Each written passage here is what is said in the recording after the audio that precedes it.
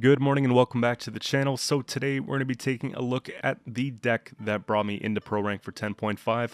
As you could probably tell by now, Pirates are currently my favorite archetype in the game, so updating this list just felt like a necessity. And today I'm going to help you get to Pro Rank, but also show you how to look the part once you get there, which brings me to today's sponsor, Million Pugs. So Million Pugs is a cashback program for gamers that allows you to earn free in-game rewards for Gwent with everyday online shopping. And Million Pugs is partnered with around 900 well-known companies that you're already likely familiar with, including CDPR. Now, I get many comments daily from those wishing they had more resources to craft the decks that I showcase. This is going to be the way, guys, to fast-track building your card collection, making them premium, and getting other cool cosmetics because they have Gwent here, right? And we can go and look at all the stuff they have. They got meteor powder, shoop skin, kegs, you name it, and I've already got 500 pugs towards some meteor powder to help complete my premium collection. You can get started by visiting Million Pugs through the link in the description and downloading the browser extension. Million Pugs is only available right now, guys, in the US, but will be expanding to Europe soon, and they set up a waiting list that you can join to receive some updates. So let's make it happen. Once again, big thank you to Million Pugs for working with me and sponsoring this video, and I'm looking forward to working with them again in the future. But for now, let's get into the deck a little bit. We've got Onslaught, Leader Ability, Pirates, and it's not very different from last season, but there are a few key changes that are important enough to note. So with this one here, you'll notice I took out Aerondight, and the reason why is because there was often a power struggle.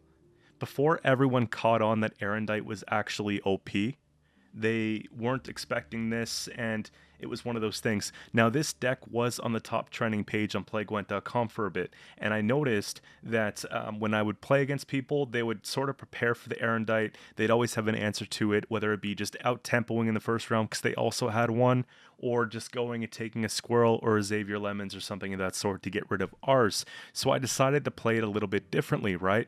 Ring of Favor went up in provisions. I felt like that was still necessary to include to take away value from other people's Aerondight to give us a little bit more round control and push. And I decided instead of the Aerondight to go ahead and put something like Hammond in the deck, and I think that this works quite well because we could put this between two pirates and get 4 bleeding plus a movement tech, so 11 points plus movement tech. But if we have Holger down, that's 12 points, and it's only 8 provisions, so I'm really liking it this way. There's a lot of times where we're playing against row-locked units like the Syndicate Freak Show or the Siege Caraballistas, like things like that. So it's really good if we're looking to get around a defender for one of those decks where it's you get around this defender or you just don't win. Then we have an answer to that as well. And I don't like Harpooner in the deck in the bronze and doing something similar. Not only because it doesn't always get a lot of damage here, it's mainly because the raiding fleet pulling into Harpooner when we don't need it feels horrible, right? And I want to have raiding fleet to help get our deck thinned out. I want to have raiding fleet to be able to get the on-crate long ships on the playing field, so it just didn't make a lot of sense to have Harpooner in there. Hammond just feels more comfortable, and when I'm looking at techs in the bronze end, I wanted to tech into other people's echoes like Aerondight, so I put in a Squirrel, and it just doesn't make sense to have Squirrel and then go into also Peller when we kind of want to stick to a theme of pirates. So I put the Invader here instead.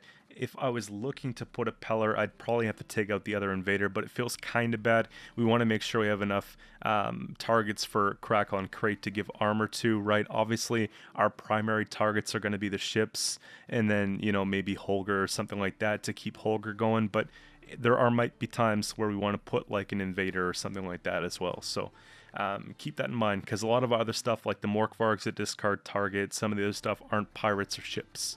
So that's kind of why we want to keep something going here, right? Now, we'll go through it a bit more. Here we have Fukusha Deploy. Play a Skellige unit from our graveyard with a provision cost of 10 or less and give it Doomed. Then spawn Rain on the opposite row with the duration equal to unused provisions. So you'll see me go for many things, guys. If we need to go for discards to help get rid of some of those discard targets that we pulled into, or maybe we missed some other golds, we can go for Coral or we can go for Burna. If we need to just punish something tall, we've got the option to go for Morkvarg, or we can even go for Junned if it's tall base power, right? If we're playing into a heavy control matchup and we want to make it more frustrating for them, we can maybe go into Crack on Crate and put a bunch more armor on stuff, because that could play really well, and that could help a lot of our engines stick on the board, right? If we're playing into Siege or playing into Guerrilla Tactics or Precision Strike, like things like this, you know, having that extra armor might just win us the game. So keep that in mind. Oftentimes you'll just go for something like an on-crate raider, or, you know, maybe one of the on-crate longships, right? Like these are both really good options because they give tons of rain. So we're going to get 5 turns of rain, which deals for 10 damage, plus an engine that could last for a long round. I like taking the longships here. I think it's great. And also with all the pings going on from the rain and all the pings going on from the longship, if we can get Terror of the Seas in hand, this will build up to like 20 points of armor, meaning 20 points of damage. And you'll see in the games today that I'm having the best Terror of the Seas that I've probably had with the exact setup that we have like this, right? So really liking it so far. That's Fukusha for you. On crate, Crack on Crate. Mainly, I'm having it here for the armor. I'm having it here for the heat wave bait. I used to think that it was a bad thing if this got heat waved, but then I realized we have other threats in the deck, and to be able to use this gives some armor. Like right off the bat, though, we're getting carryover on like the Terror of the Seas. We're getting carryover on armor, so it's not all bad if this card gets heat waved, right? There's worse things, but if it doesn't, when we play a pirate ship next to Crack, damage it and the lowest power enemy by each other's power. So what we can do there is just pad, you know, our bronzes, put them beside Crack on Crate like this, or the you know, Raiders, or Morkvarg's nice because he already starts with 1 armor, and then we can just get essentially a few extra little hits, right? We take our deploy things, we try to kill some of their engines with it. This engines itself with the damage of a unit every second turn. So it's pretty cool. Tall punish, pretty simple. A lot of cards that are going to be boosted up quite high are going to be like 4 or 5 base power. And with Morkvarg being able to damage an enemy unit repeatedly until it's damaged, usually you're going to find yourself in a position where Morkvarg plus Crack kills it, or Morkvarg plus Leader, like 1 charge, will kill that huge threat. And I'm talking about things like Witch's Apprentice and, you know, all types of scary threats like that that can get out of control. We can just punish them to the ground and then just remove them all together. So pretty simple. Ring of Favor got the nerf, but it wasn't a big nerf, even though it was a dual nerf. They took away 1 provision, right? They gave us 9 instead of 8, and they took away 1 base power. It's 3 instead of 4 at the beginning turn. Still busted. You'll see most of my decks this season, if I can fit Ring of Favor, we're probably going to put Ring of Favor, and you guys might be sick of seeing it, but it's one of those things where if we don't play it, we can't win games, and winning games isn't fun, and we just don't want to play the game. So it has to be here for now, guys, but they'll probably do something else by the end of the season, I'm sure, once they get more data suggesting that this is being played in every deck. It's just not healthy for the game. We've got discard targets for tempo and consistency, right? Coral, whenever we discard a unit, damage our enemy by 2. This discards 1, this discards 2. We've got the Morkvargs and the Skirmishers. Whenever these cards are discarded, they come to our melee row. So try not to stuff melee too hard with these if you can, because we've got those 3 cards coming to melee row. We've got the other 2 boats that are locked to melee row. So you got to be careful that you just don't row lock, right? That's pretty much it. Jonah destroyed damaged enemy unit. Pretty simple. We can use it to remove something that we need to flexibly, or we can just remove it tall unit if it has like a tall base power. This plays really well in the great swords, thing from a box, right? Like all types of stuff like that, Tibor, and you name it. So I like to have it here. It's no different than last season. I feel the need for it. Holger's a nice little engine. It reminds me of like the Pirates equivalent to Herald, but it doesn't replay a card, if that makes sense. Damage a unit by 2. Whenever you play a ship, boost it by 1. Whenever you play a pirate, deal 1 damage to a random enemy unit. Like, that's the part that's similar to Herald, is the damage thing. However, actually, one of my favorite cards, I love to be able to have the 2 damage on deploy plus a leader charge to take out a 5. It's clean. And 6 base power makes it more difficult to remove. Having 2 armor on this makes it even more difficult to remove, and it just feels really good, right? So that's kind of what we've got going on here. Raiding fleet, just to pull out a boat and put some bleeding on the side of the opponent, right? For bleeding, play a random ship. We can control that a little bit. The way that I like to do it, guys, I like to start with the diamond longships in hand because we want to get these with a lot of armor in round 1 so we can use them for free pings and free value later on. If you don't play this right, it's not a very good card. If you play it right, it's phenomenal. So get the armor on these to at least 5 in round 1, 5, 6, going into round 3. Then these play like gold cards because it's like you're slamming 10 points technically because you got 5 and it's protected, so they don't want to damage it because there's so much armor on it. But then we can slowly take off the armor and help complete kills with everything else, split up Bloodthirst and help build Terror of the Seas to be an even taller punish, right? Help set up our lock, all types of stuff like that. So value these ones here. Put the other boats back, the on-crate longships back in deck, and try and thin that out with the raiding fleet and maybe play one from hand. Okay? That's kind of like how I like to do it. Gutting Slash, we just get Bloodthirst 2. We get 6 damage. It's pretty good value. Bronze card, right? Flexible removal. Lock here. We talked about this here. Lose all armor. Damage an enemy unit by that amount. Whenever you play a pirate, gain 1 armor. We're not going to float this on the board, guys. So unless we know, like, we know the deck down to a T, we're willing to risk it. Usually you play this from hand and click it the same turn, right? There might be some times where you don't. But, yeah, normally you play it. It's good.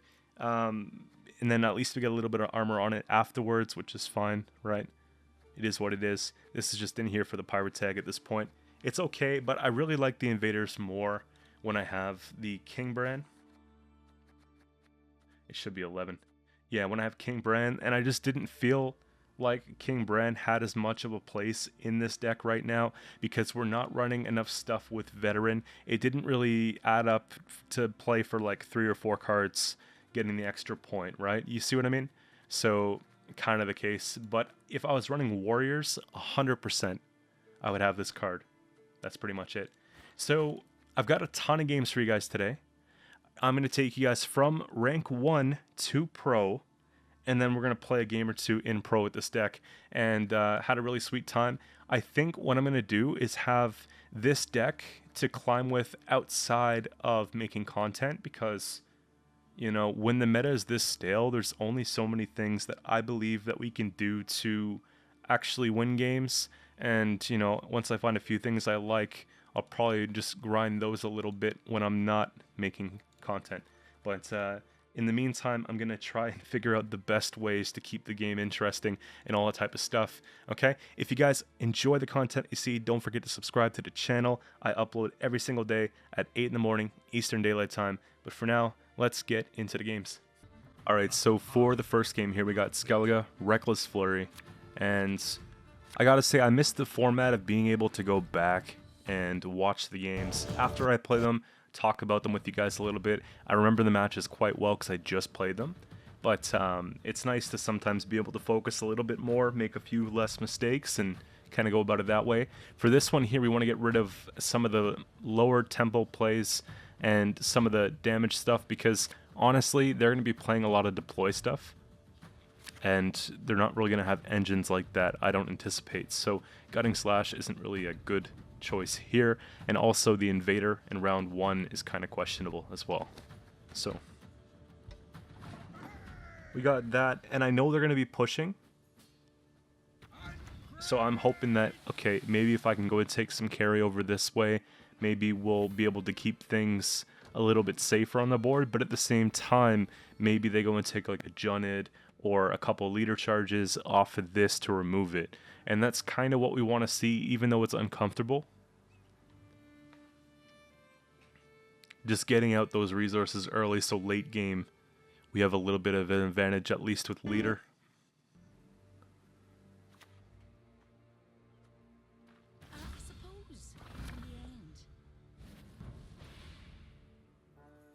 So they don't, but that's fine.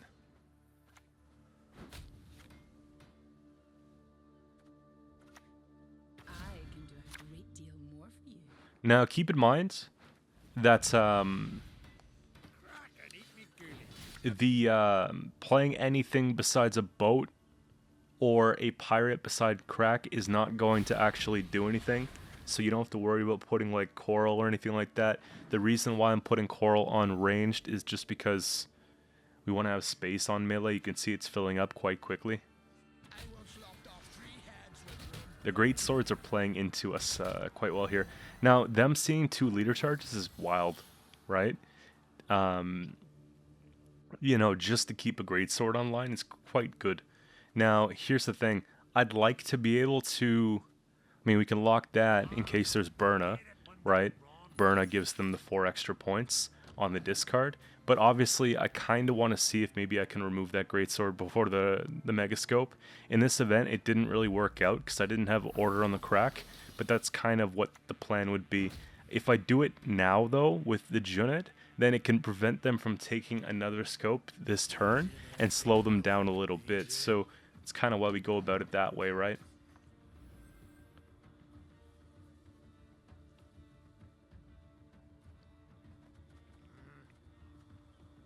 The first few games or few days of the season, I was just cramming it, working like non-stop to try to get these ideas out there as quick as possible. You guys know how it is. And I was able to catch up on sleep last night. I feel much better today.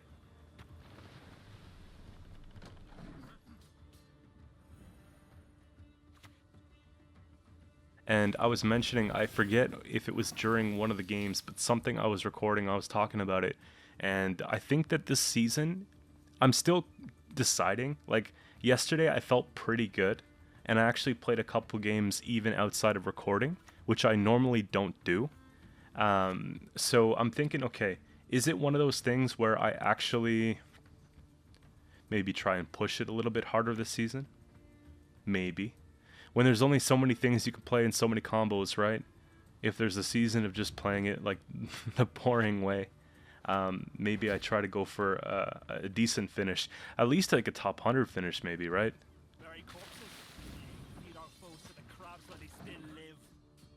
So we'll see. I'll take it day by day, right? So we got... That's pretty big. Because, like, I don't want to take Mork, but at the same time we do want to take Mork, because we're not trying to lose on even here. I kind of want to hold on to Ring, because I don't think I'm going to get much of a better Morkvarg in this matchup than that anyways, right? The only thing I really think that they're going to be boosting is whatever they take off Ring.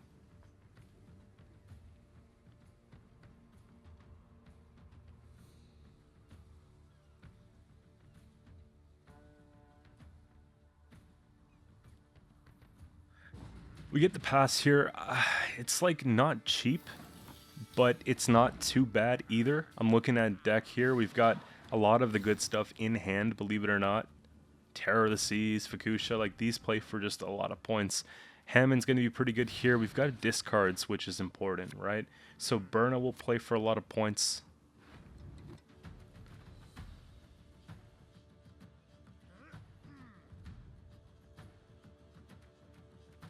Gotta say, the boat looks kind of sad in this match, at least, right? Because they can damage through armor with their leader.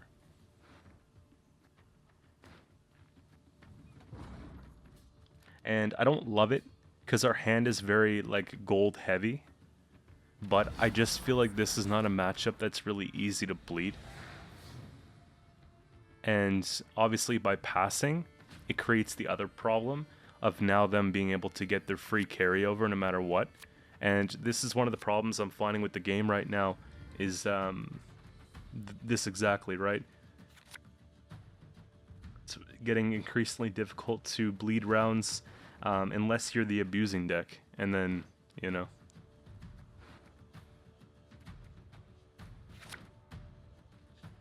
So a big part of us winning here is getting, like, basically a board state where we can kind of control where the Aerondight's going as far as the boost. And we want to get the best removal, right, with the Terror of the Seas, because that's like the big play.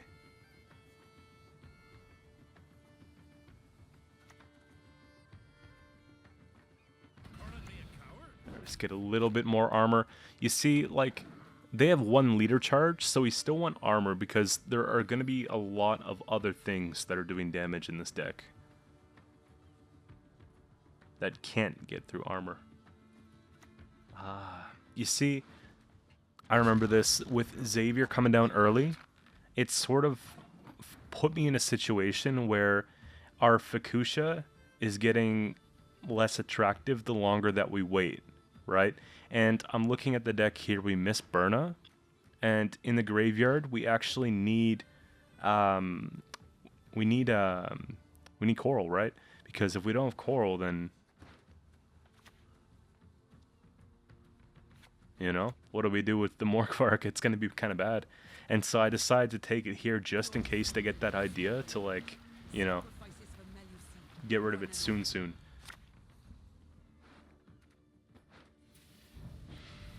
It's just hard to justify playing that card from hand, right?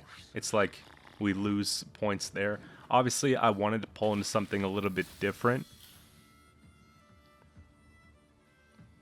I would like a lower provision card in an instance like this because the round is so long, and just being able to go and, you know, get that is good.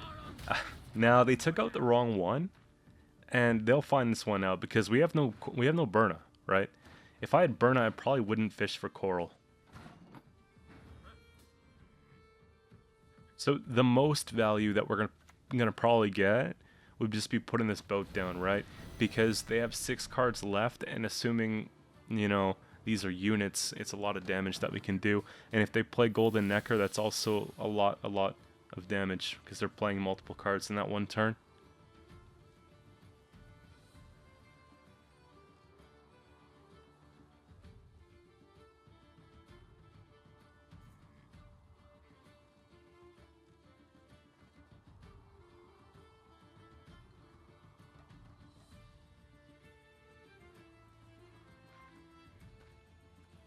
So one thing that I realized was sequencing that I could fix here just at this point is you see the Holger. It could very well have been to the right of the boat because we know that the Morkvarg, it discards to the rightmost. So we would have had adjacent pirates for the Hammond, which could have ultimately like allowed us to play Hammond a little bit earlier. It's not that bad, and I pick it up here, I believe. Just putting that second one down so that we have the two beside each other. And we don't necessarily want to kill the half-brew. We'll give it damage without killing it, so you want to use leader in that case to get rid of it. I go for the half-brew there first because obviously getting rid of bonded is going to be big because we don't want the second one to come down for 8 points.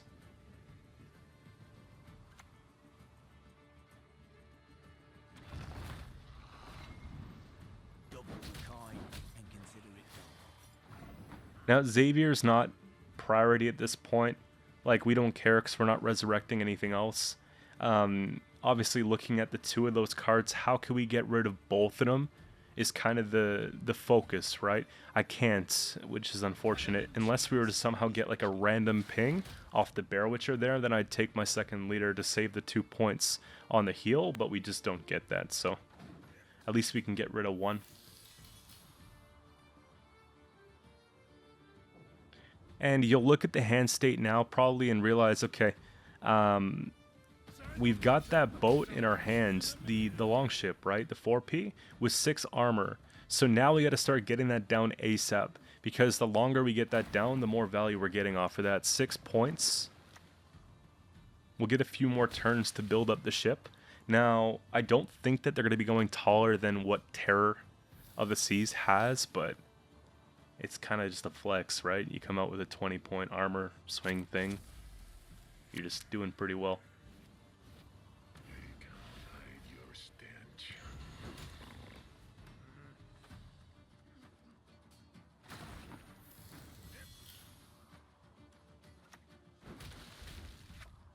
I have time to hit the Mork, so I'm not overly concerned here.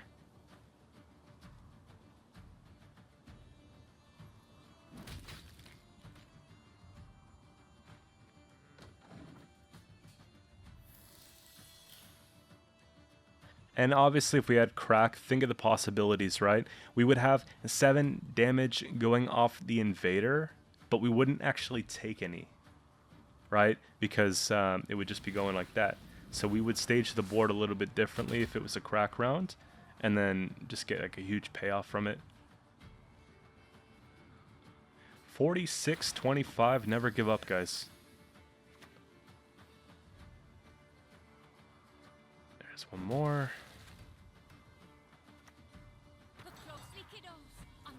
19 on the boat. We can make it 20 if they play a unit, right? Now, the real MVPs of this round so far, like you look at those two boats, they're really putting in work, and they take a self-spores. So we've got to make the points. We've got a way to make the points, right? We get it to 20 armor, and it doesn't really matter what we hit. Now we just got to find the points. Obviously, we go for the tallest thing, and is it enough? Let's go. See, I feel so good in matchups like this because I'm so tired of seeing it. Moving on to the second one here, we've got Nilfgaard, and this is Imprisonment.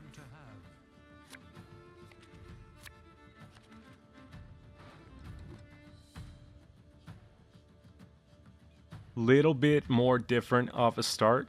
We've got Terror, we've got Burna, which is great to see, right? It's a little top heavy though. You see Junid and Morkvark. I don't think we need two punishes like that. Maybe put one back. We kind of want to have some more bronzes we can play.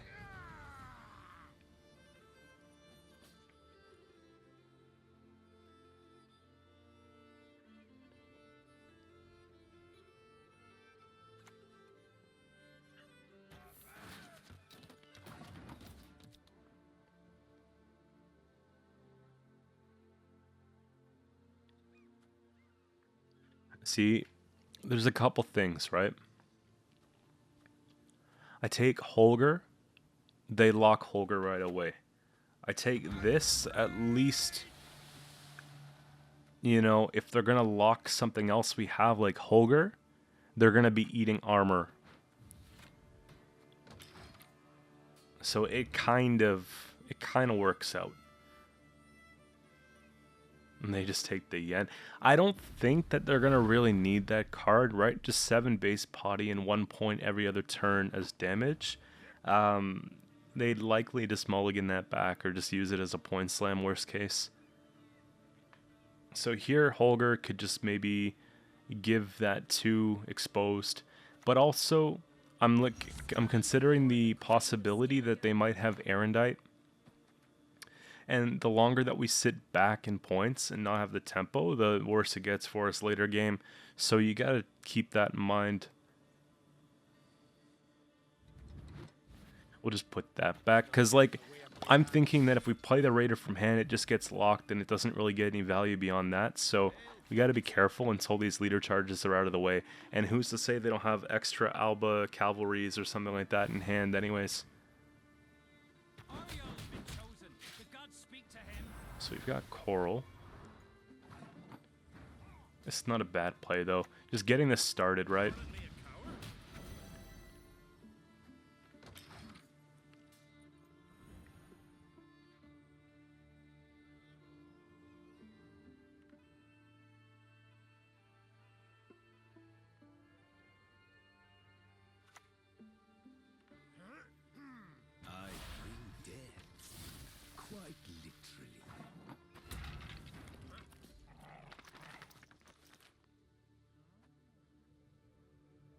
Now, you'll notice with this deck too, the squirrel was added after these games, and it was for this reason.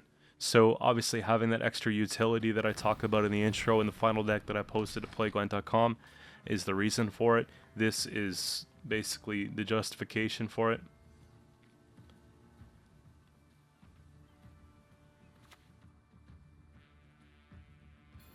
And it's crazy, because like, they take a thinning package, they take ring, they're already up by about 20 odd points. We got to use a tall punish here, even though we don't really want to, just to be able to compete in the round. And I'm hoping that if they keep playing, it's where we're going to trap them, right? Because if they keep playing from this point forward, then they might not know that we have Ring of Favor as well, and that would be bad for them, right? That turn would have been the turn that I played Ring of Favor.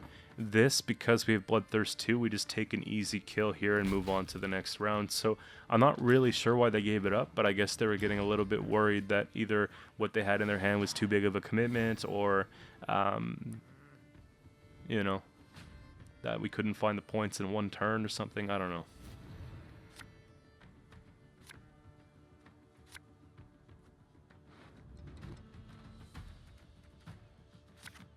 That's a bit better. So, couple choices here. Do we bleed or do we pass? Okay. The problem is, if we try and push them, then, I mean, they're sitting on a card advantage, but at the same time, they're probably sitting on Siri, right? So, we can get Siri out and try to remove Siri to prevent their carryover by pushing. And this is like kind of the road that I decide to take in this one.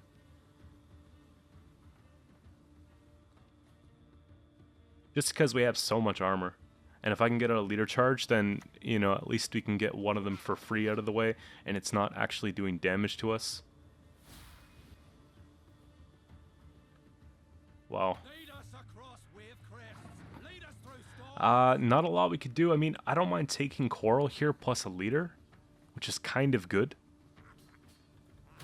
You know, just ping right off it if we can get one of our targets. Huge tempo. If not, then so be it, right?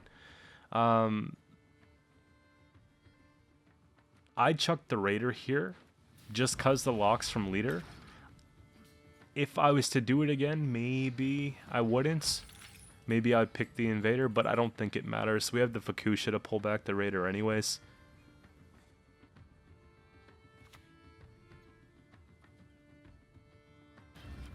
And I'm thinking here, okay, I don't have a lot of pirates in hand, so Hammond could be... It could be the good flip, right? If I can get 13 points instead of an 8 provision card, like, I'll do it. But, it's possible that we don't. And obviously just take the free damage because we have it.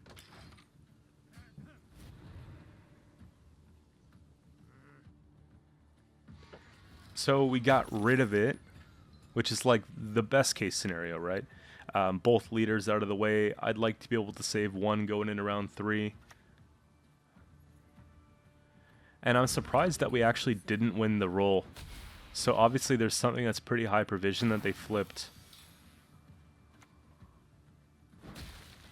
It could have very well been our crack, right? I don't remember at this point, but the card still shows that it's Skellige, so...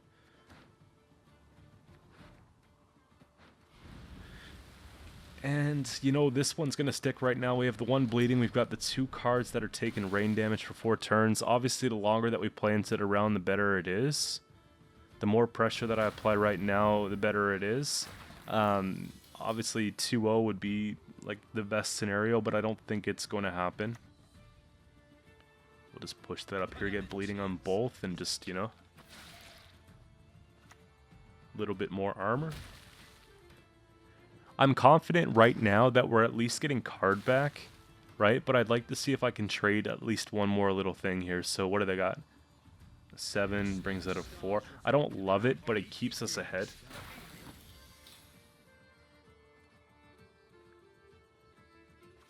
And again, we take because I know that we're going to be able to stay ahead just because they have 4 points of damage this coming turn, right? And I'm looking at the state of their hand, and I'm thinking, okay, they've got Thing in a Box, which is 13 points, right? They played that, which is not great. So now they just gave us a couple freebies. Okay, so they definitely get card back, but I don't think it's enough. I don't think it's enough if I go all in here. If I pause, I can't pause, but...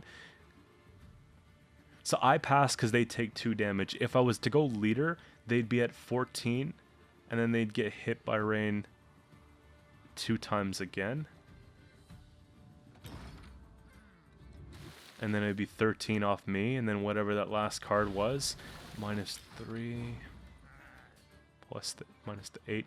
We actually could have 2-0'd there, I think.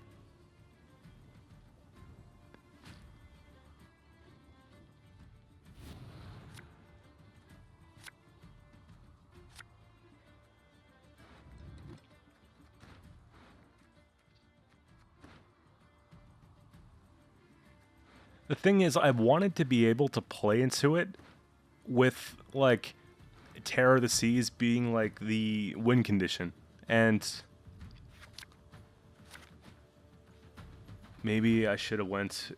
Yeah, maybe I should have just went for the all or nothing there, though.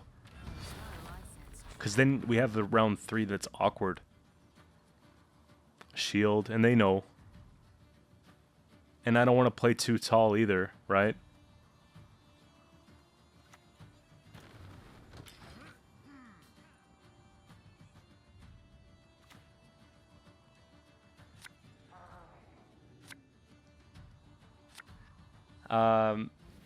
Maxie's okay. This deals for 5, which is not great. They get a 0-point scope.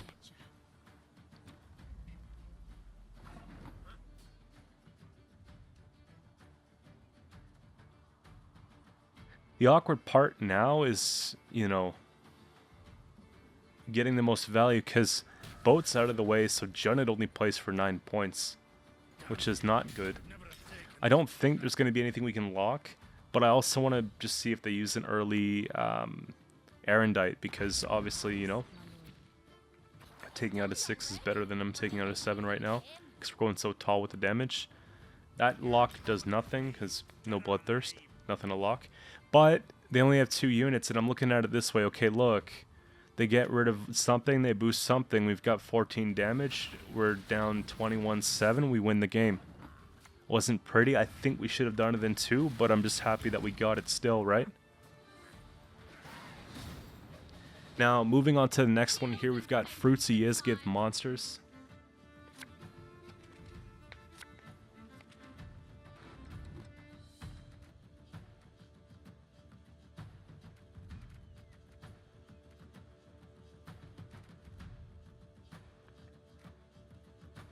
Kind of get the idea by now. Basically just taking out that and that and...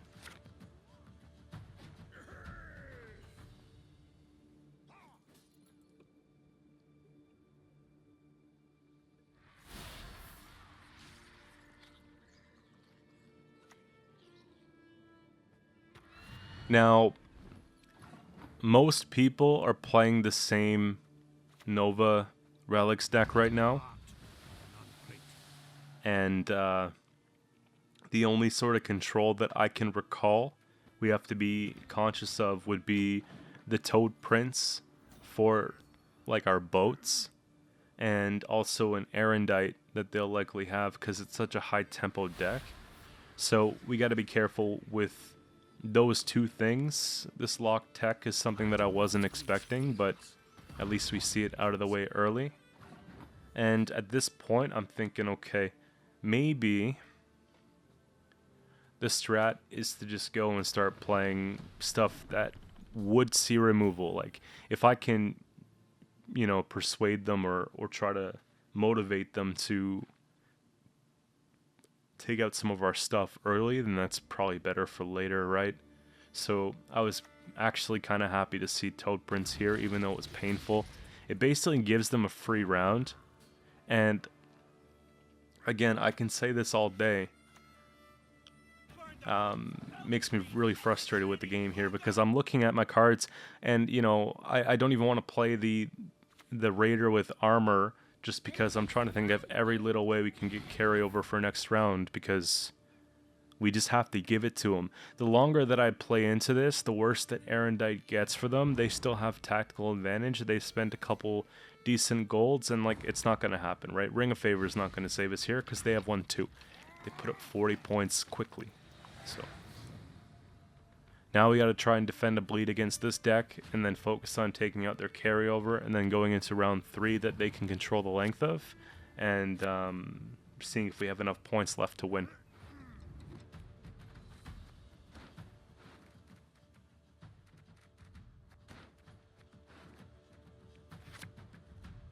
I put back the boat because we have fleet, So, like I said in the intro, you want to take fleet and look for those ships and keep the one top right in our hand. Red ships and blue ships, you know what I mean? But yeah, just because way better to have them in hand, stack the armor on them.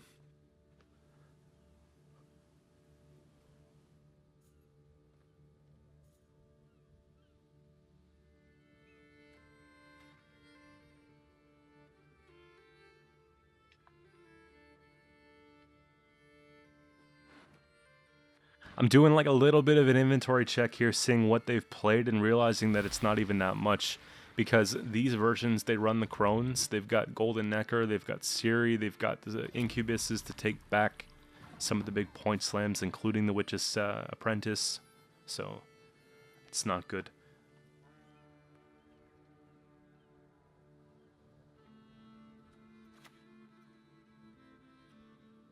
At this point, I think I want to float this because I want to focus on utility, even though it only has the 2 points of armor. We kind of just, like I said, want to have that reach for removal. And when they play stuff like this, it makes a big difference.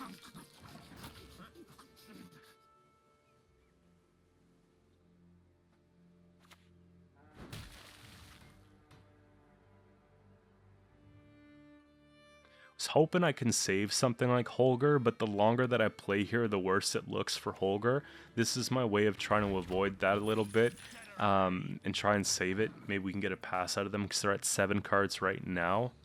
That's usually what I like to do, is I don't want to start throwing out big commitments until they've went below 7 cards. And then basically what that means is now they lost that last opportunity to try and get their card back, right? It'll cost them some expensive stuff now in the round to stay with it, right? And then we can just sort of focus on defending that card. It's this is kind of like the comfort place in the bleed that I like to be, is this turn right here. And it gives us enough time. See, they play, right? They don't just pass and accept it. They're going to play into it. So now I know, okay, well, they're committed. Now I could start throwing out big golds, right?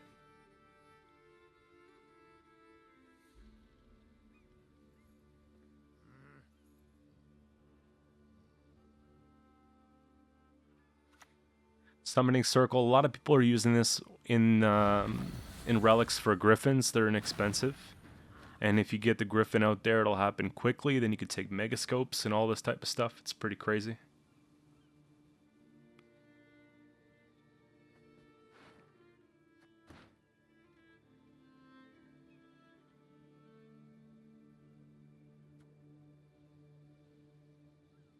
I don't mind a discard here. It again, it preserves the combo with Holger, because we're gonna have to play that before we start playing more pirates. At the same time, it gives me a little bit more idea about what other strategy we can have if we have to keep playing into the round. It's also good tempo here. I know that in 2 turns they're gonna have that griffin out, so I'm just pretending like there's 9 points added to what they have. They've got vitality on one, bleeding on the other, so it sort of cancels itself out there.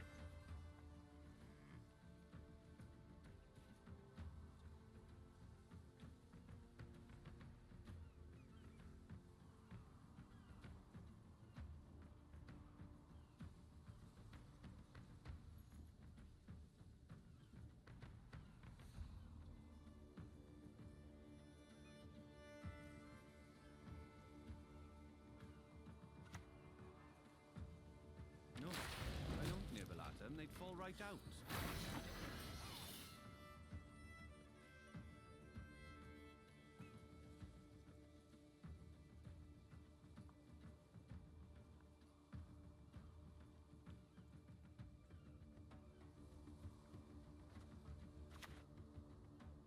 You see, at this point, you know that they're gonna go all in, so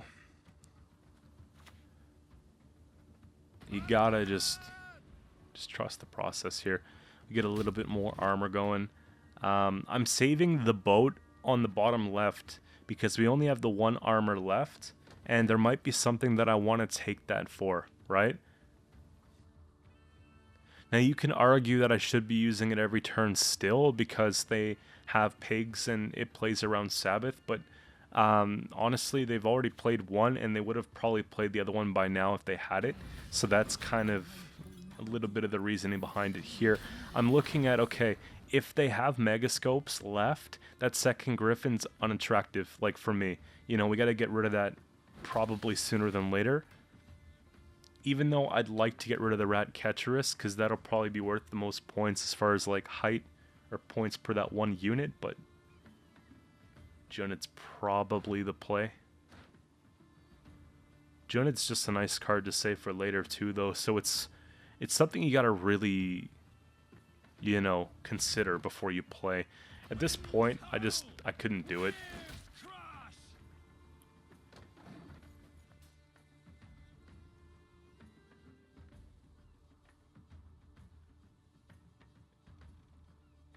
It was tough because I knew we got 4 turns worth of bleeding, and the longer we take, the worse it gets on the bleeding.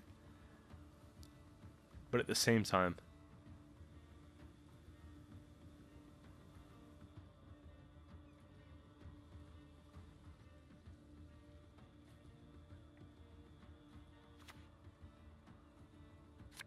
so we got Nova, Aerondight, and Megascope. So this is kind of what I was worried about, right? We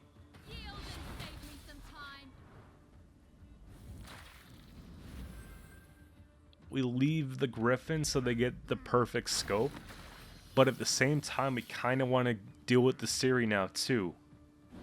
So we kind of have to, yeah. I feel like if I can make it through this round, we win the game. For the most part. Because of the fact that they really have not a lot left. I mean, they have some left, but I feel like we might have a little bit more with Fukusha.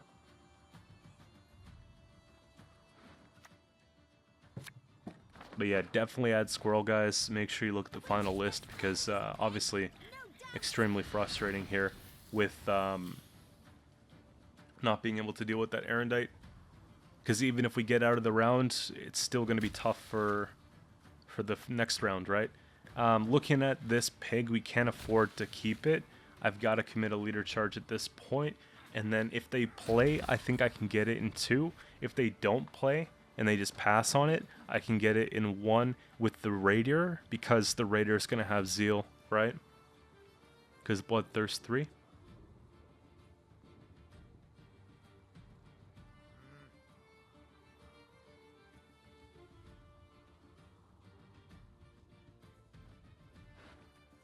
It just keeps counting. Like, it's all the incentive to just really push it. Yeah. So they take that here. And I'm a little upset with the fact that we couldn't preserve card. They did what they set out to do. They got Aerondight value for the round. They bled with a lot of bronzes, and they got some good golds out of us. And then, you know, they got last say, which is really important for them being able to deal with us. And we don't even have the terror in hand, so we missed a lot of opportunity to get rid of, you know, something really tall, right? I didn't want to risk it and hold on to 2 of the invaders, or yeah, but once I mulligan 1, we get another, the Tursic skirmishers rather. There's still a chance we'll draw the other one.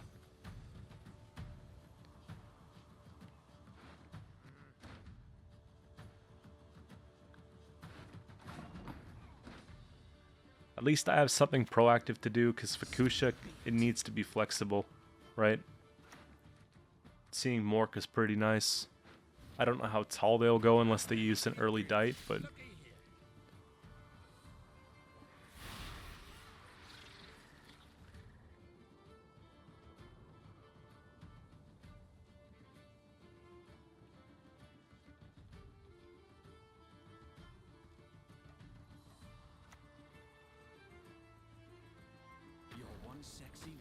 I kind of like how they have to pull back something that's going to help us out. Fukusha has to go for something crazy here. So I'm thinking second boat gets rain for the rest of the game. The alternative to that would be Holger, but I'm just hoping that they have, like, you know, a few units they're going to be playing. It can make a difference here. Do.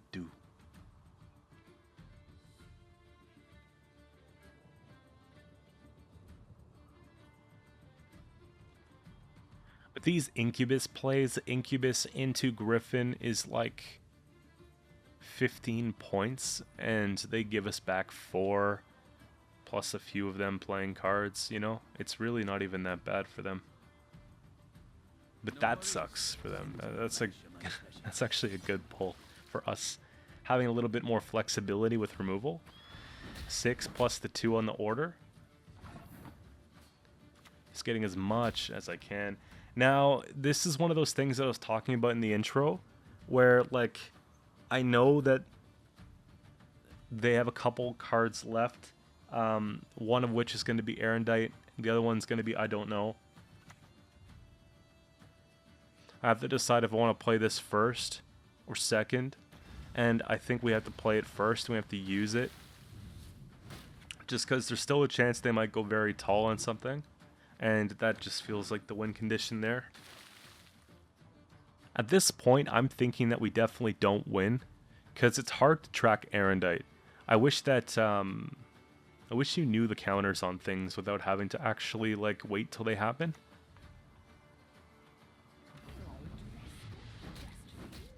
I know last card's Aerondight, and it's going to be worth 14, 15 points, because they haven't really been ahead this round. So it's not going to be too much worse.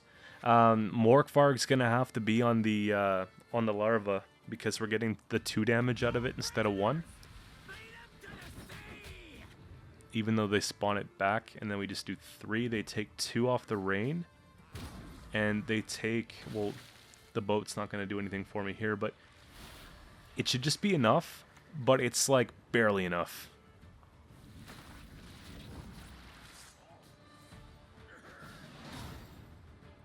Alright, so coming up next here, we got Precision Strike Scoia'tael, and I took a little break between the last game and this one here to eat some, like, snack, basically, and they had these really spicy noodles at the store. Like, I mean, they looked like they were lethal. Like, black packaging, red noodles, like, crazy stuff. Anyways, my lips are burnt off, my throat was like, you know? So I might sound a little bit different coming back into the second half here, but... all in all, I'm glad I tried it. I don't know if I can do it again. I thought I was good with spicy until I had this, basically. We got Precision Strike right away. I'm thinking maybe they're taking the sail. The sail. I think it's sail. There was a debate going on in the Discord about how to say it. I think it's sail.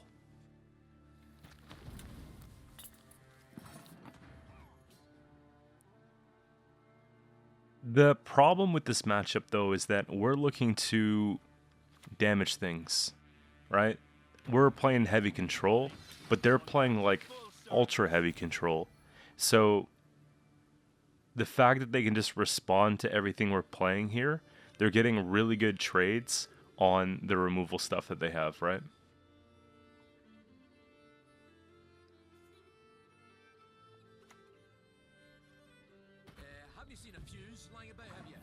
And then when they do play a unit, it's something that we don't want to target either, like a Pyrotech. So I'm just hoping maybe to get some tempo here and, you know, get more units on the board so that if they do click that Pyrotech, it's going to be going on something that's not very good.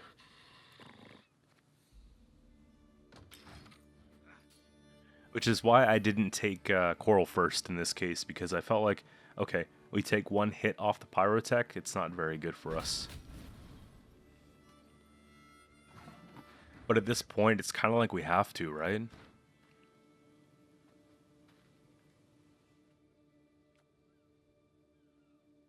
I'm not just going to give them the rounds.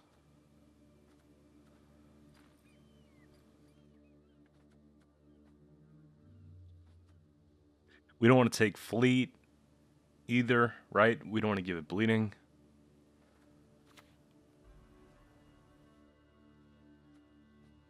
We just kind of have to hope. Okay, look, if we hit it twice now,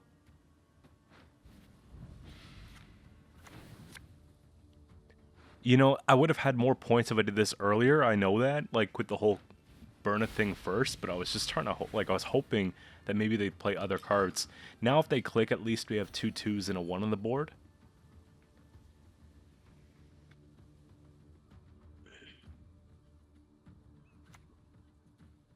And that's something I haven't seen since Master Mirror, honestly. It feels like it wasn't that long ago, but it's been like 2 years. I've tried to bring it back on a couple different occasions, but G Pro it's kind of tough. It's expensive for what it does.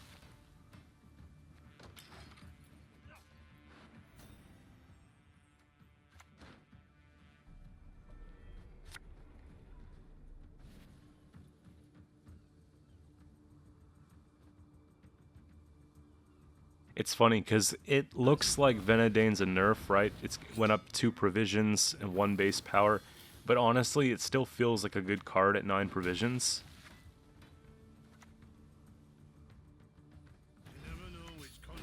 We just go and take that away. At this point, I think it's just one of those things where I want round 1, and I'm looking, okay, maybe we can pass on them here, right? If they play, we can probably get leader out of them on a pass, maybe Simlas or something like that.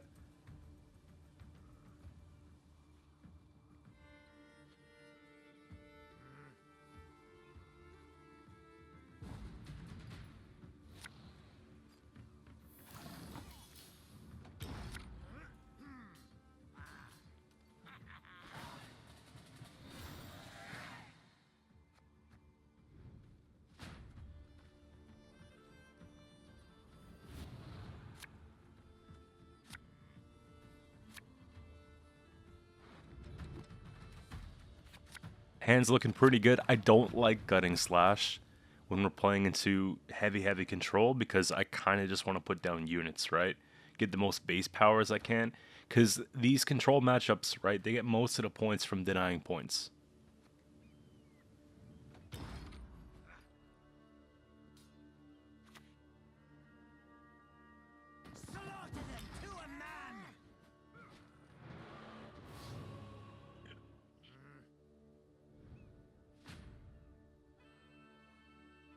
So we'll take him into a long round 3, and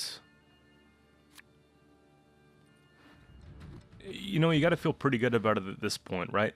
We're only missing 1 card, which we could perfect, and I think that's just fine. I took all my discards, so I don't think it's worth taking the mulligan. We don't want to brick the fleet, and we don't want to have a skirmisher in hand with nothing to do with it, right?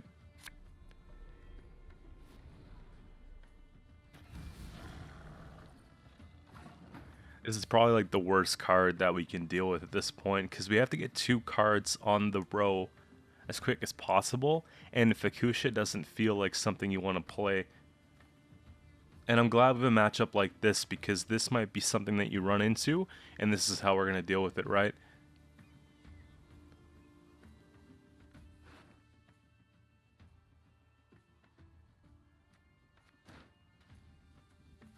One of the ideas was, okay, like, what if I was to go into a discard thing off of Fuchsia and then look for something else and try and, like, jam a row up?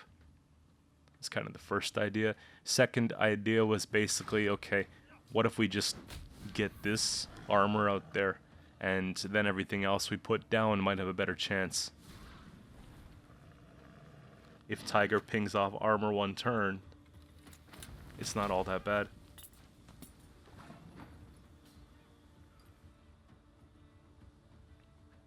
And we could do it all again here with Fuchsia. It could just be the play. By the way, this is where I would maybe say there was like a small mistake being made. I should have put Fuchsia on melee because I have Raiding Fleet in hand. And it was one of those things where I realized just right after.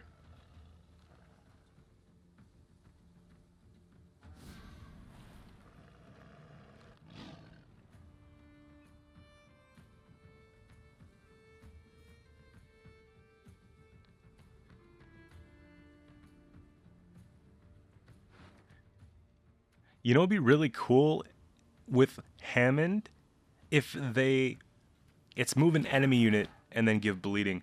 It would be really sweet if it was like backwards as well, give vitality. You are no lunet of mine. If we move one of our units, Racists. I don't know if it'd be too busted at that point. Because think about it, it like helps the boats out, you know? Puts them back on the right row. Because that stuff can happen. But also it would save me in a situation where I just misplay.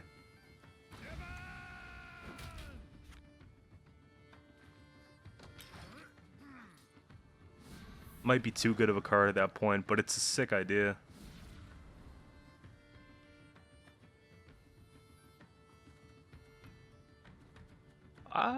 Like they could raise it to 9 provisions and do it.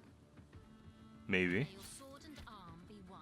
I don't know, 8's still good because it requires some setup if we're to do it that way. Either way, check us out. Sick. Like, this is why we have the card. It's things like this. Every deck's got one. Mostly.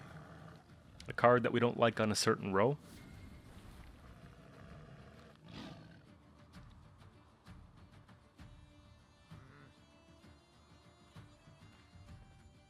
I'm running out of stuff here, though. Like, I'm looking at this boat, like, with regret that we would want to play it sooner. You know what I mean? But just can't.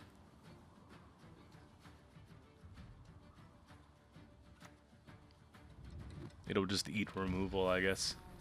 One warped.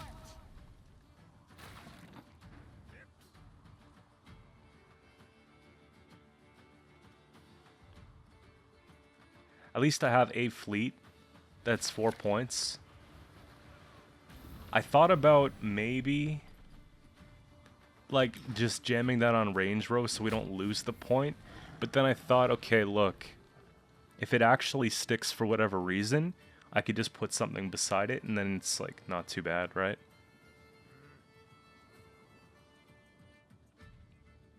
All like the whole time though, I'm also just hoping that they don't forget to like, or they don't remember to click Tiger. I believe they missed a point here, right? They should have clicked on the Fukusha instead of the Hammond.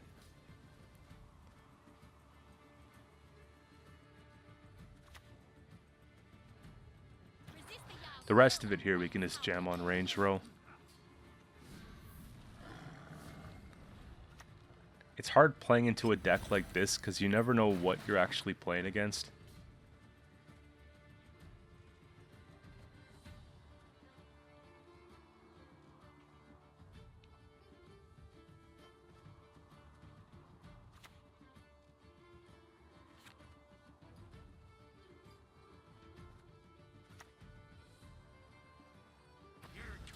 I take that just because I feel like it's one of the things where I need to play a card first of all, right? Secondly, I want to see if I can get Bloodthirst 2 for the slash.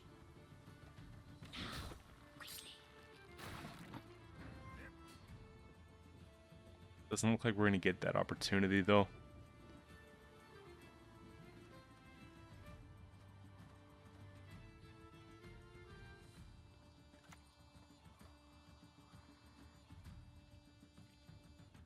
It's the only thing that's boosted. And also, if they do have Gourd, I have a huge, like, Seda Gourd, right? Like, Terror of the Sea is just really good at this point.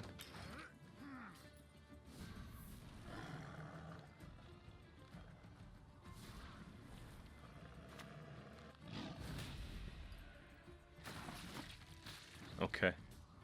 So I'm thinking it could be Verno. It could be Gourd. I was gonna, yeah, at this point we just gotta take that and then just...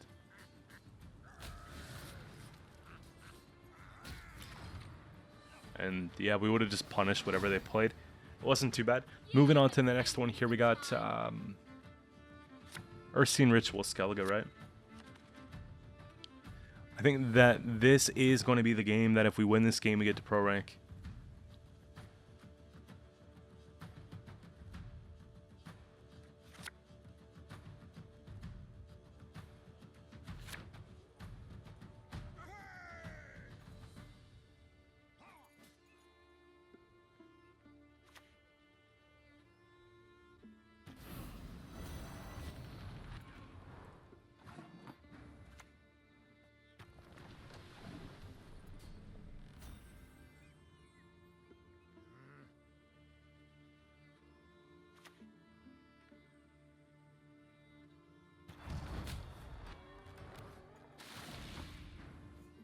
So the typical Melusine comes down nice and early. We do have a good Junit here. Now, I know it seems like kind of a waste because they could always just go and resurrect that. But the thing is, it's not very tall, right? At this point, it's like we get rid of that huge carryover potential they might have. And if they bring it back later, maybe we can deal with it again with Fukusha or something like that. So, seems fine to me. We just got to get rid of whatever's damaging the Drakkar, and then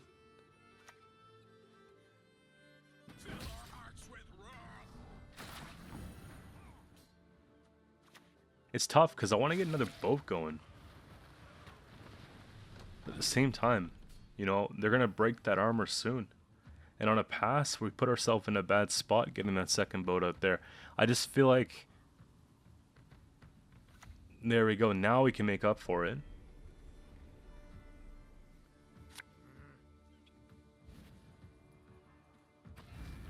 We saved them a leader charge, don't we? Saved them two.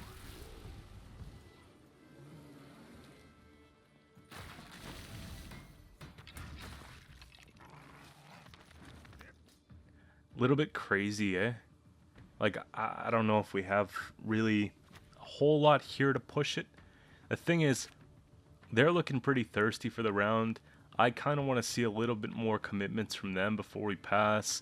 You know, Ring of Favor wouldn't be a bad idea. Getting one of these out there wouldn't be a bad idea. It's just one of those things where we got to be careful, because if they do pass in one, then we got to be able to make it up, right? At this point, we've got Morkvarg, but... Okay. So there's a Morkvarg target.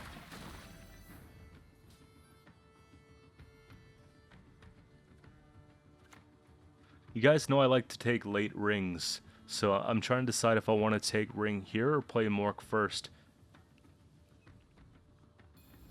But we know that just sort of bridges the gap, and also, you know, keeping Morkvarg aside is kind of nice. They could go tall in something else.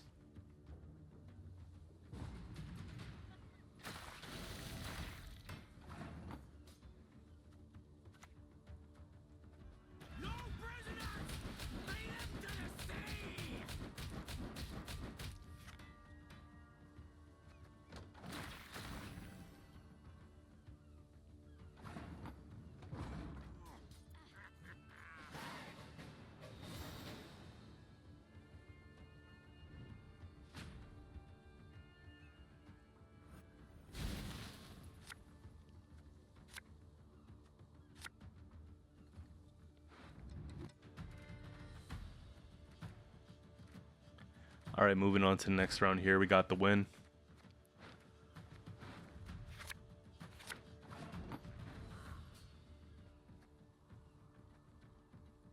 I don't mind. Having round control is pretty good. Look at the carryover they got from the Melusine. It's not a whole lot, right?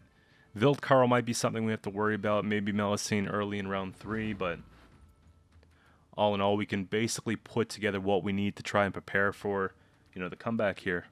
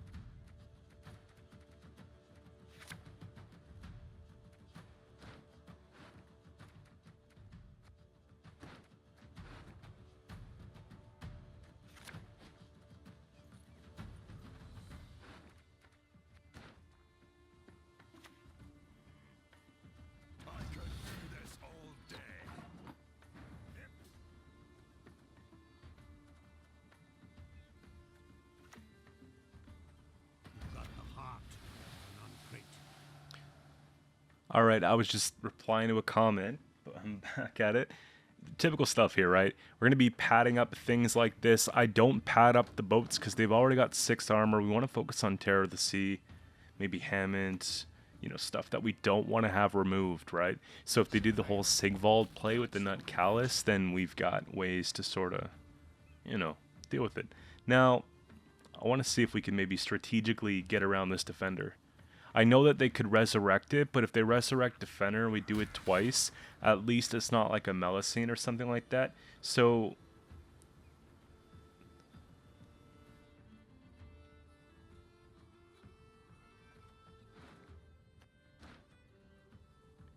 oh, by the way, yeah, I missed that mulligan. I remember the mulligan going into this round where I had the Morkvarg and I swapped it out.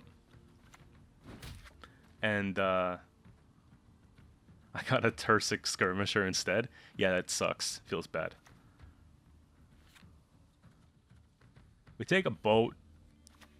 I don't think we need 2 at 7, right? Put the armor to good use.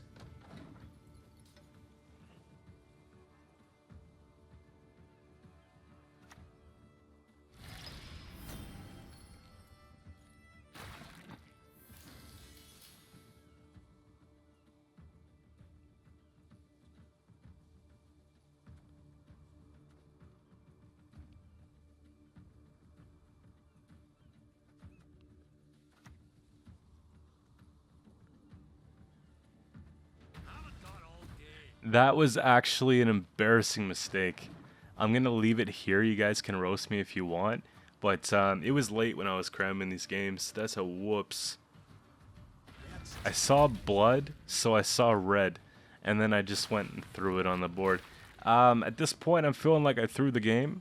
Not going to lie. Because I wanted to be able to lock that or lock the Callus. But it's not done yet. Like, we still have ways that we can deal with this. Obviously, taking 2 of these, leader charge. Like, when I start to see this momentum swing here, I'm feeling okay. But yeah, regardless, you can't lock that thing if it's not actually damaged. Once they take the Mardrome, you're out of luck.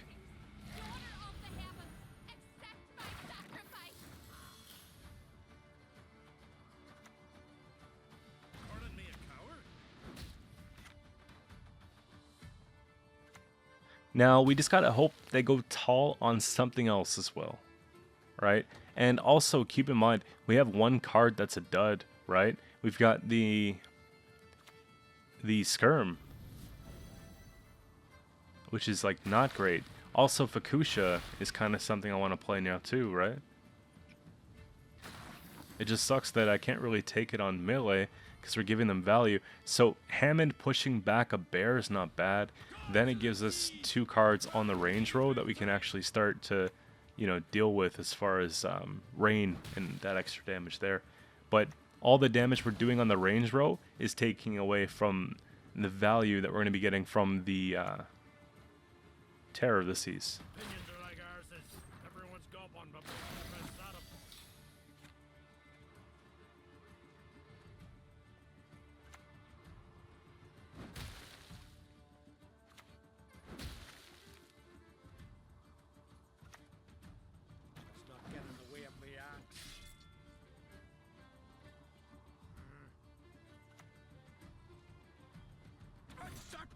I'm just looking at this right now, like, it's gotta be Fukusha for an expensive card. Like, now, holding on to it this long, it just makes more sense to go for something big like a Morkvarg.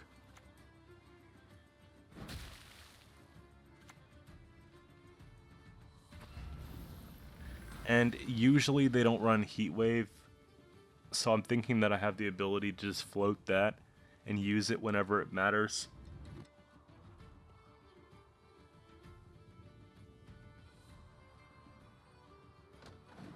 I don't want to pay anything lower than where it's at right now because they're already getting pretty good value on, you know, removing it.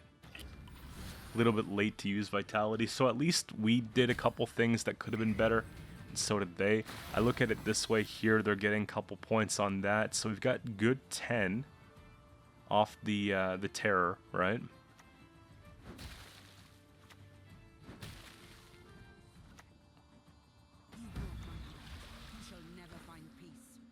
Or even just 5 off, yeah, take a Morkvarg off the tallest one, just exactly.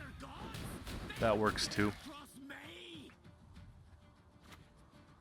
Vitality doesn't matter because it's our turn, otherwise I would have used the boats that way probably, but yeah, we just got it by 10 points. So we became a professional gamer, guys. Boom.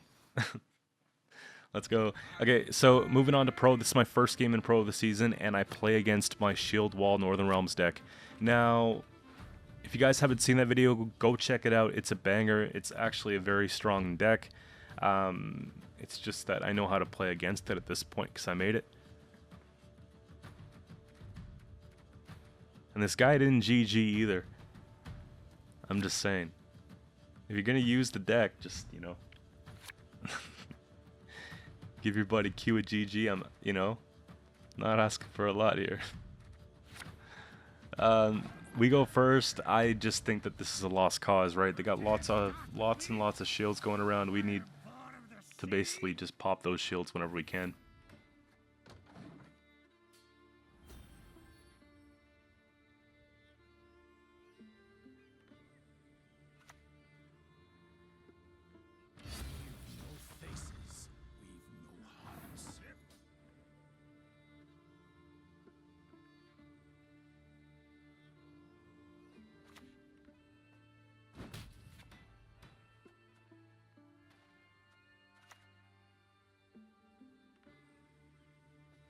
Corpses. Feed our foes to the crabs while they still live.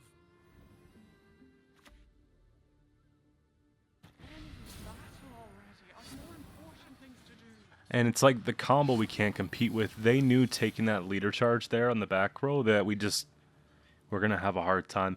Cause now I can't even snipe the back row. It's the tallest unit, so we're gonna be hitting the front. And I don't want to start taking coral either, right? See, I have to play a little bit different and not put things beside crack when we could have. And that just, it stays that way. The one in the back is always going to be taller than the one in the front.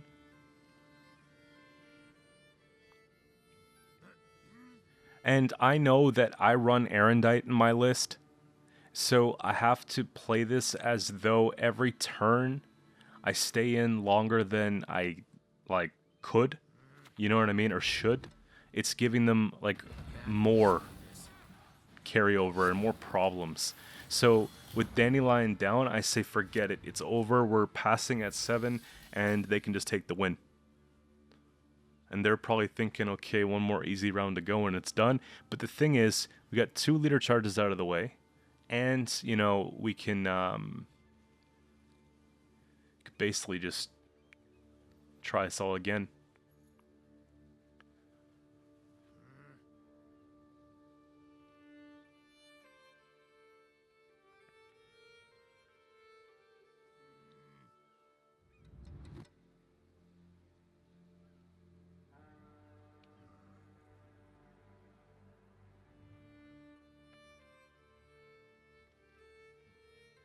So the issue with the shield wall deck is that you want to win round 1 preferably, but you also want to be able to bleed in round 2, right? So you want to prioritize getting out things like Dandelion early and establishing that type of carryover. So by them putting down Dandelion 3rd and me just saying forget about it and passing on it, you really didn't get the most value from Dandelion. Whereas Immortals and the damn Sorceress could have been saved for any round. Dandelion you specifically want to play early. So now they're dropping cards to basically play into the round a bit more to get the most value from Dandelion when they could have prevented that. Right? Obviously, Aerondight gets more value for them here, but does it really over the long game? Because now they can't push me down to like 1 card in round 2 and just have a short round 3 with Aerondight and Kaldar, for example. You know what I mean? It takes away from a little bit of the strategy that I put together when I was building it, right? So I'm hoping, well, at this point, I'm hoping that they try and push 2 cards down. Seeing Aerondight would be huge for us, right? Being able to take Squirrel and get rid of that problem.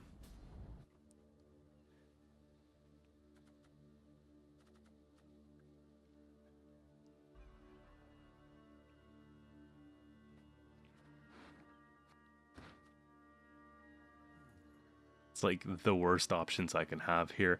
We got to take Coral floated off the armor, or the shield.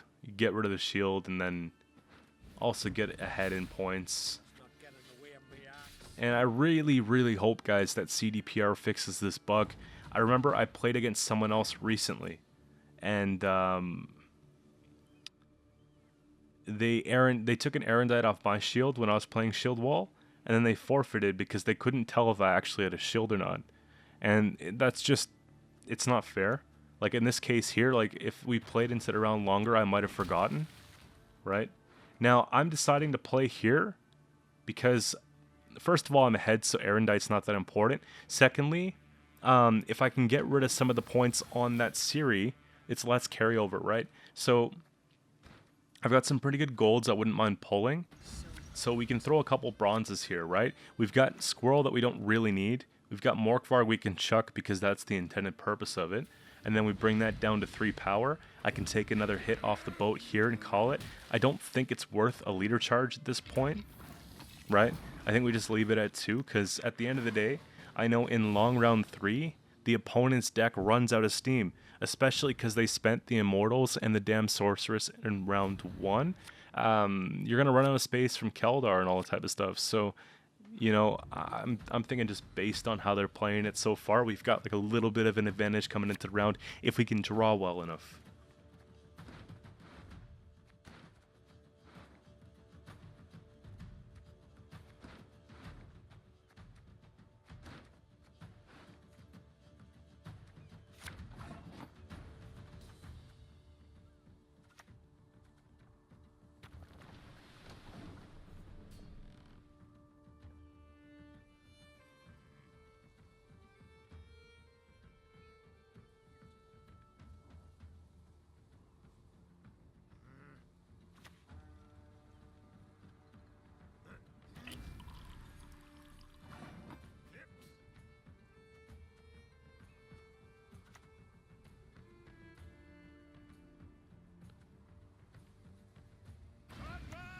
And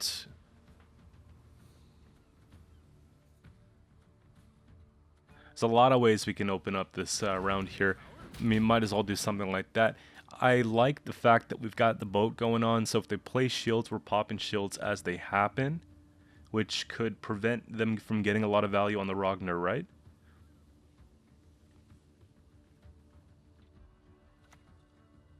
And then the early Aerondight, for whatever reason, I wouldn't have done that as well. Like, obviously they see it as a threat, you know, in the boat every single turn, but I feel like they could have gotten Aerondight much higher. I don't know. We'd have to sort of sit back and calculate if that would have been worth it. I guess at this point they know that I'm forcing it too, right? I'm going to make sure I try and deny as much value on that as possible.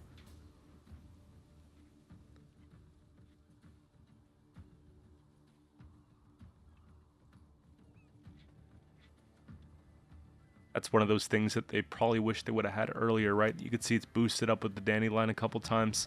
They wanted to have the extra carryover pull. I'm just popping the shield right here because I'm thinking about it this way. Okay, look, I take 1 self-damage, but then I'm preventing them from getting 3 boost on the Ragnar when they pop the shield. So we're actually saving 2 points there.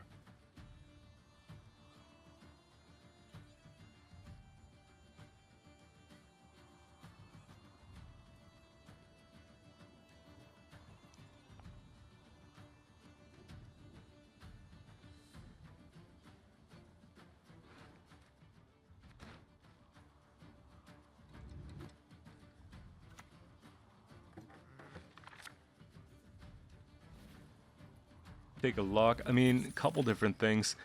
I don't mind that they take the boat out of the way, because at this point too, we're taking damage to ourselves, whereas Holger's just profit from here on out. We still get the pings from all the pirates that we play, and we've got a couple pirates in hand, we got a ship in hand, we got probably a pirate off Fukusha as well, so we're doing pretty well with that.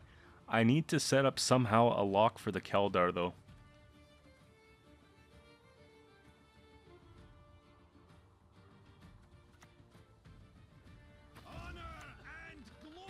Get 4 bleeding here. It'd be unfortunate if they took a shield, right? Shield saves 1 point, but I don't think they do that in this case, just because They want the shields for other purposes, right? That works too. Climbing's the easy bit. Getting down's another matter. But yeah, the board state looks hideous when you play against this, like, even just watching it back right now. I've got 2 units on the row, both tall, so it tells me I can probably just go for something like this.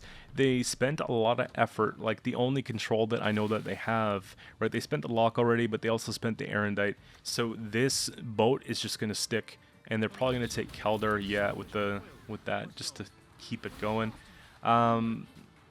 Again, I don't have an answer, a way to...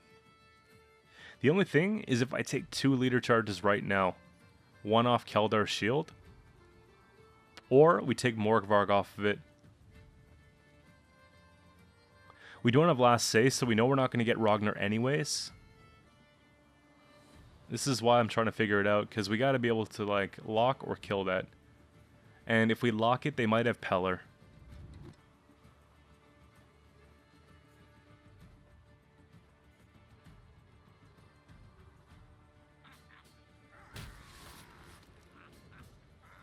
So I opted to go for this. I mean, it's kind of the same thing. It's banking on them not holding on to Peller round 3. I like the idea of having just something to lock, first of all.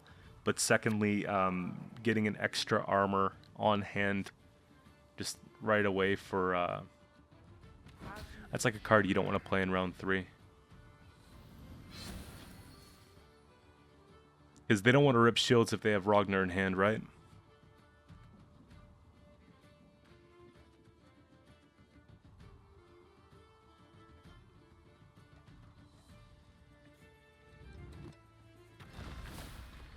So Mentor tells me that they're missing something that they obviously need to win the game, so that's not a bad thing.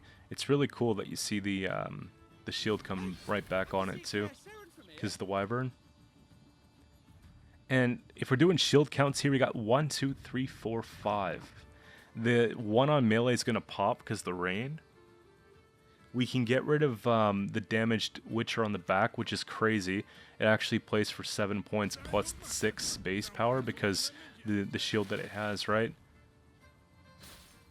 So now we got 3 more shields to deal with here. I can maybe Morkvarg one of them. Like Morkvarg on Keldar still seems kind of good, I guess. I'm starting to regret at this point, just looking back at it, not taking Morkvarg on the Keldar earlier and then just locking the Adept. Like, that's maybe something that we could have done, right? But who's to say that they wouldn't just fix it anyways? Because they could boost it with the Wyvern's shield. So it kind of doesn't work out.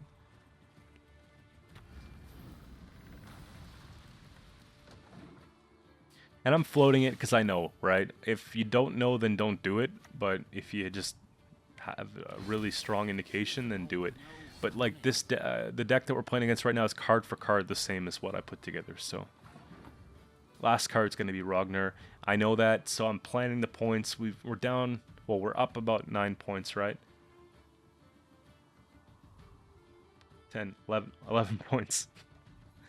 And we got the one rain, because one has a shield. No, it doesn't have a shield. You see what I mean? But yeah, Mork on the Adept's going to be your best bet here. And then we just probably go for the most points. We lose 1 point on Rain if we take Terror on the Vandergrift. But at the same time, we get a better removal, right? So I think we're just supposed to do it that way anyways, because it's the last turn. And then we just don't see that. Yeah, but they got to do almost 30 points in one turn. Climbing's the easy bit. Getting down's another matter. And that doesn't do anything. You want to get the location down earlier if possible so that you can draw the card that you boost. Going on to the last game of the day, game number 7, second game in Pro. We've got Pincer Maneuver, and you guys know this one really well from last season.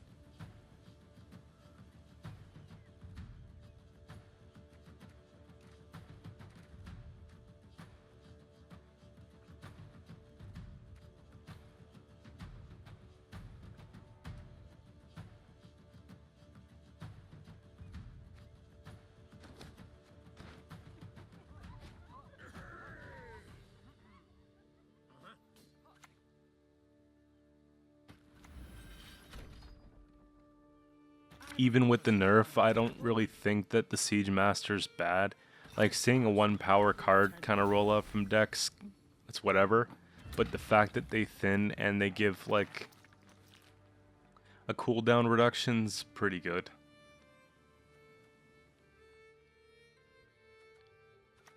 I'm just sure that we go and we take a thin here if we can, right? We've got all the discard stuff.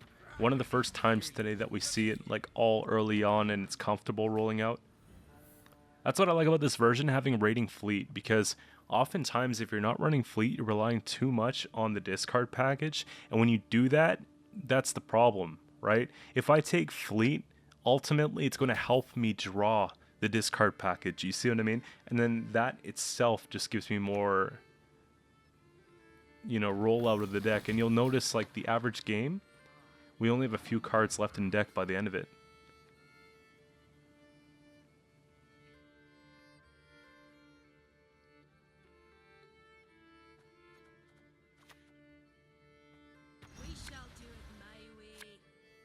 And I don't want to use Compass in this deck.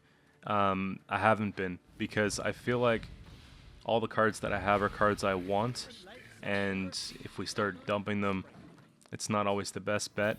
I only have one card that resurrects other cards, so it feels like we might be dumping good things too often. If I had Herald, maybe I'd consider running it as well, but it just doesn't make sense to run Herald here, because, like, Herald just to me feels like one of those ones you definitely want Devotion for. We push that up, and it's the stopper here. I'm telling you guys, so far today, Hammond's been doing a really good job.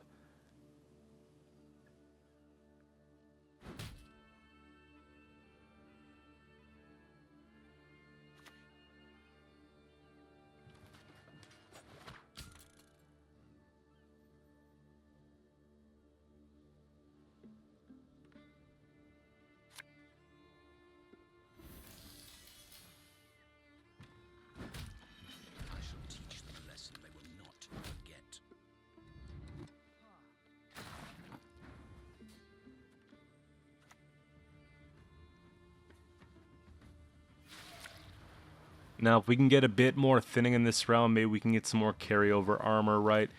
We got the Hubert in the back. We can go ahead and take that. And then maybe see if we can get a couple more off the bleeding and pings before we get out of the round. I don't know if we can win the round just because the engine setup they have is really good, right? Having 2 of the reinforced ballistas out there, getting the resupply, now just being able to benefit from having, you know, the warfare cards being played is kind of a good thing. We have to decide what the plan is, though. Like, I'm just glad that we took a lot of thin. You could see 11 cards in decks pretty good at this point. If I don't use Ring, that's another thin.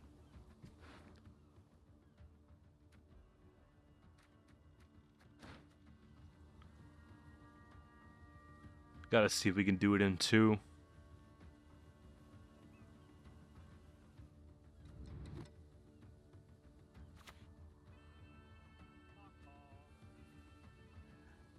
I had a strong feeling that they would probably play into this a bit more, so I didn't put down the Raider first.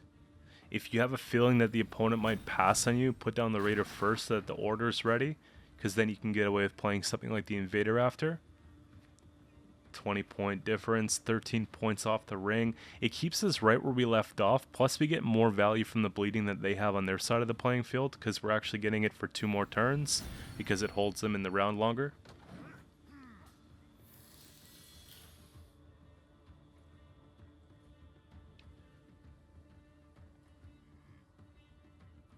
And now they got Sunset on the rightmost, so it's either going to come out or they're going to have to use, like, a charge, right? And that's not really ideal for them. Okay, we see Istrid come down. We see Leader come down for what now? To me, that's like a really good spot to pass.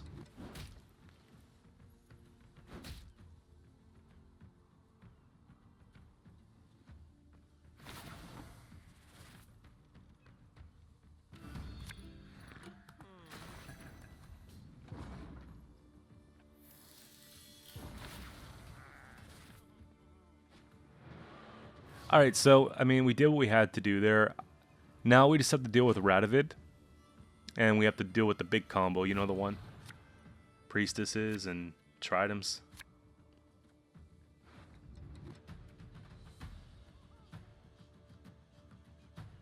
The hand looks pretty good, it looks playable.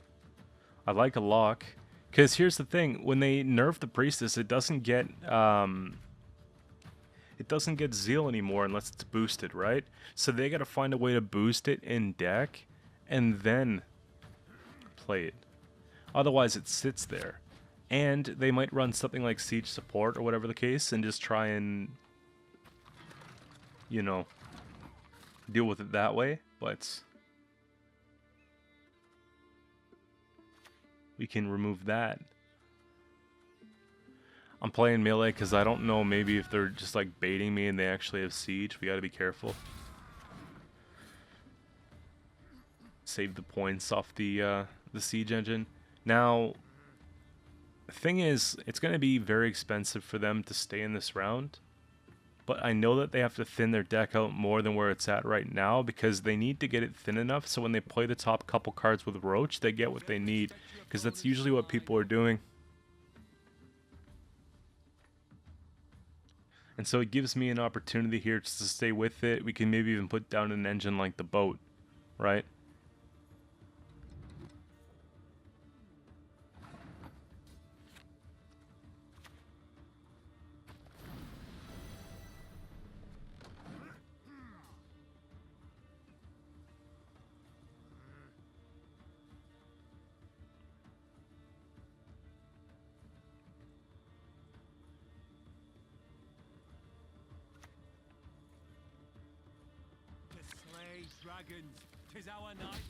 So pulling this play right now with the adrenaline is actually going to help them get their zeal, right?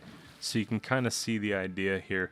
And it makes sense for them to maybe run location as well. I'm pretty sure they have location in this deck because that can also boost it and grab another mentor, right? I honestly think that has to go, first of all. We can't let that stay. It's just a matter of, do I lock it or do I kill it? And it's tough because I don't have pings, right? Like I can make pings off our leader to use the Jenge in round 3, but it's actually not as good in round 3 to have like a Jutta killing like a 2 power thing because we took a leader charge off it, you know what I mean? But unfortunately they pushed us, so now I have to play a card because like depending on what it is they can win in one, and I'm just hoping here that they don't play because they missed the location push, right? So they should have maybe been ready to go all in if they're going to play location at that point. Otherwise, like you could have just played location first and clicked it, and then because they had a couple of the Witchers anyways.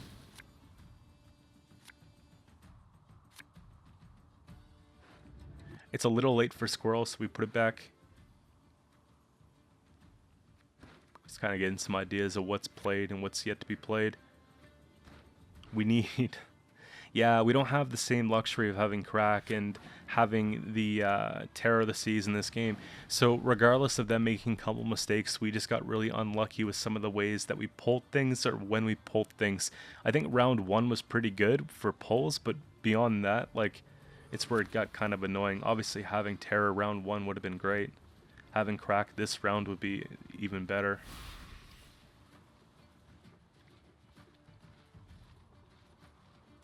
Because Crack would just be eating out, like, every little token that they play. You know what I mean? 2 goes, and then they put out the Tridem, and then we get rid of it that way. So, that would have been perfect.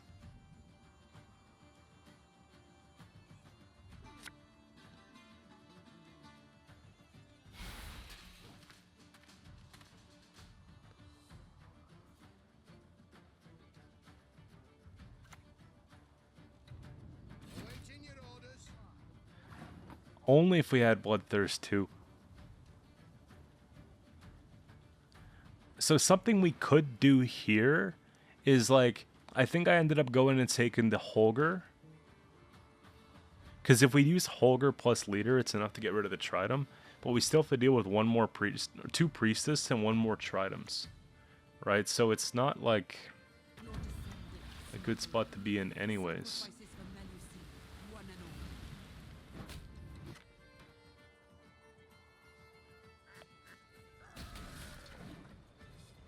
At least we get rid of these 2, right? It's extra removal.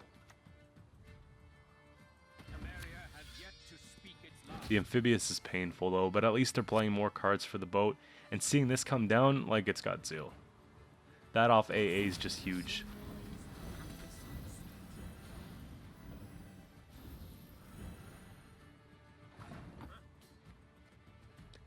They might go taller than that. If I can reduce the amount of cards on the board, then maybe they have to use most of the boosts on like 1 thing or 2 things. So we might get like a better situation.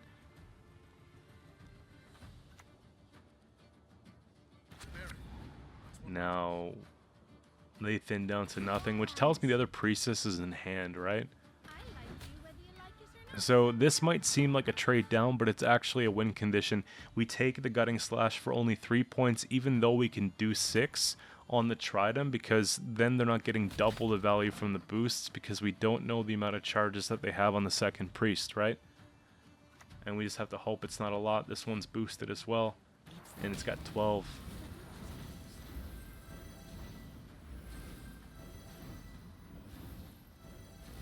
It's crazy you can build a deck around 1 card. Now, fortunately for us, we just take the Morkvarg on the back right, we win the game. And that'll do it for now. Guys, give this deck a try. I had a lot of fun playing it. We'll see you tomorrow with another video. Have a good day.